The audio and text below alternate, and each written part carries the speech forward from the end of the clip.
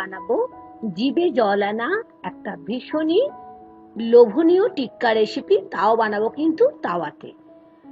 নমস্কার বন্ধুরা, মুনমুনের পাঁচফোড়নে সকলকে স্বাগত। আজ আমরা বানাবো তাওয়াতে মাশরুম টিক্কা। এটা যেমনই লোভনীয় আর তেমনি খুবই সহজ। ভালো লাগলে লাইক আর শেয়ার করতে ভুলবেন না। আসুন শিখে নিই। আমি এর জন্য বাটন মাশরুম নিয়েছি 10 থেকে 12টা। বেশ ভালো করে এটাকে আমি ধুয়ে পরিষ্কার করে মুছে নিয়েছি। আর নিয়েছি পেঁয়াজ, যেটা অর্ধেকটা পেঁয়াজ দেখুন ঠিক এরকম ভাবে আমি কেটে পর প্রত্যেকটা পেটালসকে আমি এরকম করে ছাড়িয়ে রাখছি। আর নিয়েছি গ্রিন ক্যাপসিকাম, আর এগুলোকেও কিন্তু আমরা স্কোয়ার করে কেটে রাখছি। এরপর আমি এখানে একটা বোল নিয়ে নিলাম। প্রথমেই নিচ্ছি হাফ কাপ ঠিক দই, মানে একটু মোটা দই। তার সঙ্গে নিয়ে নিচ্ছি বেসন 2 চামচ, আর এটা কিন্তু আগের থেকে আমি রোস্ট করে রেখেছিলাম। এখন নিয়ে নিলাম 1/4 চামচ হলুদ, 1 চামচ কাশ্মীরি রেড চিলি পাউডার, আর এখন নিচ্ছি হাফ চামচ ধনে গুঁড়ো, আর নিচ্ছি 1/4 চামচ জিরে গুঁড়ো, আর 1/4 চামচ জোয়ান নিয়ে নিলাম। তার সাথে নিয়ে নিলাম গরম মশলা পাউডার 1/4 চামচ, আর নিচ্ছি 1 চামচ মতো আদা রসুনের পেস্ট। যারা রসুন খাবেন না তারা শুধু আদা দিতেও পারেন। আর স্বাদ অনুযায়ী নিয়ে নিচ্ছি লবণ। আর এখন নিচ্ছি কাসুরি মেথি, সেটা হাফ চামচ। এই সব কিছু আমাকে কি করতে হলো, একটা বোলের মধ্যে নিয়ে নিতে হয়েছে। আর এখানে নিয়ে নিলাম 2 চামচ লেবুর রস। আর এটা আমরা আজকে মাশরুম দিয়ে বানাচ্ছি, আপনারা ইচ্ছা হলো কিন্তু পনির দিয়েও বানাতে পারেন। আর বড় চামচের 2 চামচ আমি তেল নিলাম, এখানে আপনারা সর্ষের তেলও ব্যবহার করতে পারেন। এই সব কিছু মশলা নেওয়ার পরে বেশ ভালো করে আমাদের এটাকে মিশিয়ে নিতে হবে এবং একটা সুন্দর একটা মসৃণ পেস্ট বানিয়ে নিতে হবে।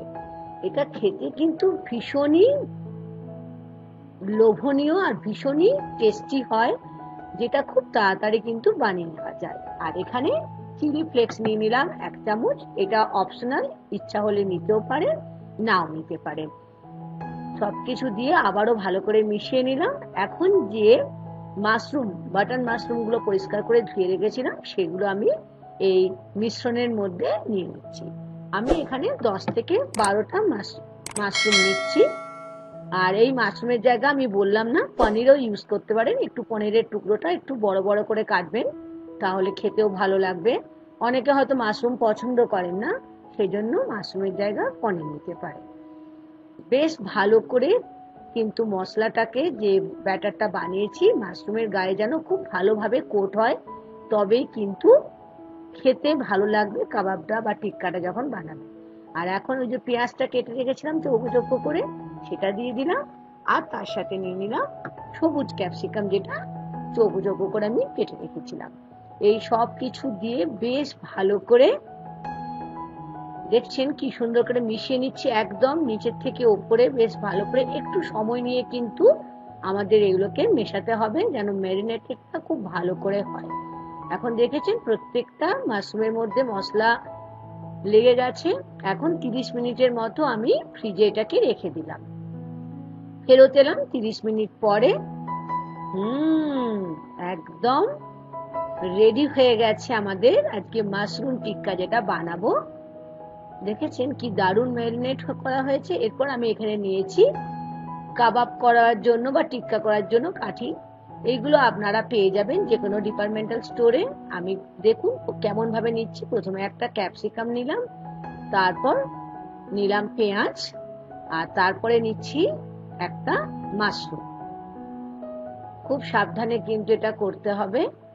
আর মশলাটা দেখছেন একটু একটু করে আমি কিন্তু মাখিয়ে নিচ্ছি, কারণ যত ভালো মশলা কোট করবেন তত কিন্তু টিক্কা গুলো আমাদের খেতে ততটাই ভালো হবে।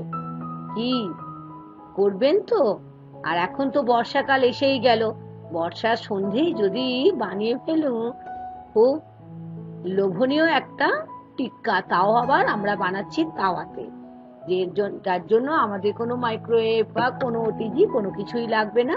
আমরা ননস্টিক তাওয়াতেই বানাবো।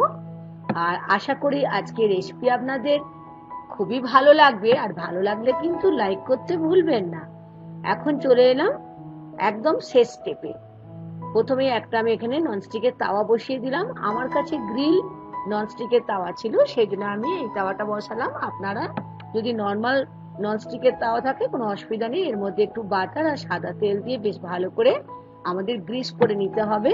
এবার গ্রিস করার পরে একটা একটা করে শিক, আমি দেখুন যেগুলোকে মাশরুম গুলো আমি ঢুকিয়ে আস্তে আস্তে করে যে শিকগুলো রেডি করেছিলাম একটা একটা করে এর মধ্যে দিয়ে দিচ্ছি।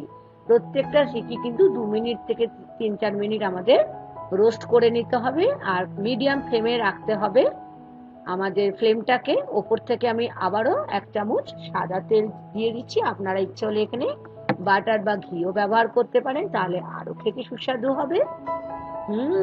কি দারুণ ব্রাউন এফেক্ট চলে এসছে, দেখেছেন? আমাদের আজকে খুব সহজেই বানিয়ে ফেললাম মাশরুম টিক্কা তাওয়ার মধ্যে। খেতে কিন্তু খুবই ভালো হয়েছে। আর আমি এখানে এটাকে সার্ভ করছি লেটুস পাতার উপরে। আপনাদের ইচ্ছা মতো যে কোনো স্যালাডের সঙ্গেও দিতে পারেন, কিংবা পুদিনা ধনেপাতা দই দিয়ে একটু গ্রিন চাটনি বানিয়ে নিতে পারেন, সেটাও কিন্তু এটার সঙ্গে একদম জমে যাবে। খুব দারুণ গন্ধ উঠছে কিন্তু এখন। অবশ্যই বানাবেন। আমি ওপর থেকে ছড়িয়ে দিচ্ছি একটু চাট মশলা। আপনাদের কাছে না থাকলে লেবুর রসও কিন্তু ওপর থেকে দিয়ে দিতে পারেন। আশা করি আজকের রেসিপি ভালো লেগেছে, আর ভালো লাগলে অবশ্যই লাইক করবেন। আজ এই পর্যন্ত বন্ধুরা, থ্যাংক ইউ।